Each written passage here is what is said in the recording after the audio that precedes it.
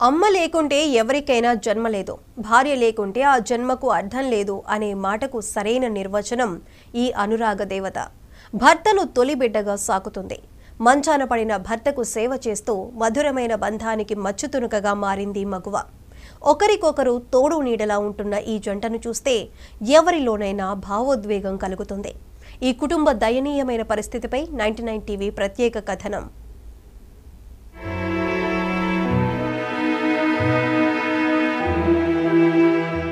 ఇక్కడ భర్తను తన భుజాన మోస్తున్న ఈమె పేరు లక్ష్మి. భర్త పేరు విజయ్ కుమార్. ఆదిలాబాద్ జిల్లా ఎసాపూర్ గ్రామం వీరిది. విజయ్ కుమార్ లక్ష్మిలకు 2011లో వివాహం జరగగా ప్రస్తుతం వీరికి 2 పిల్లలు ఉన్నారు.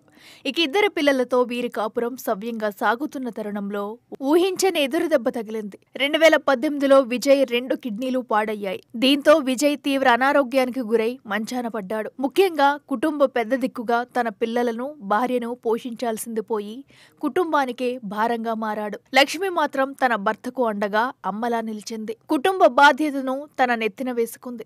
ఈ క్రమంలోనే గత 6 ఏళ్లుగా కూలి పనులు చేస్తూ పిల్లలు, భర్త ఆలనా పాలనా చూసుకుంటుంది.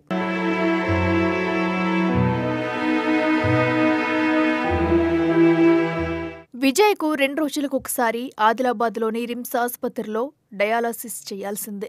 ఆసుపత్రికి వెళ్లాలంటే దూరభారం కాబట్టి ఇచ్చోడ మండల కేంద్రంలో ఉంటుంది.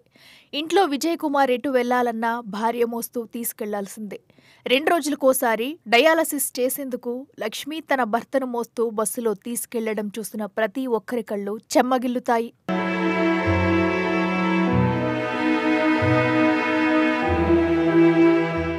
అన్యోన్య దాంపత్యంలో రేగిన ఈ కన్నీటి వ్యధ ప్రతి ఒక్కరి మనసు కలిచివేస్తుంది.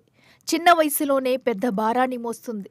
అప్పో సొప్పో చేసి చికిత్స చేసుకున్నామని తిరిగి ఇప్పుడు అలసిపోయామంటున్నారు. పూట గడవలేని పరిస్థితిలో ఉన్నామని మానవతావాదులు ఎవరైనా ముందుకొచ్చి ఆదుకోవాలని వేడుకుంటున్నాడు విజయ్ కుమార్.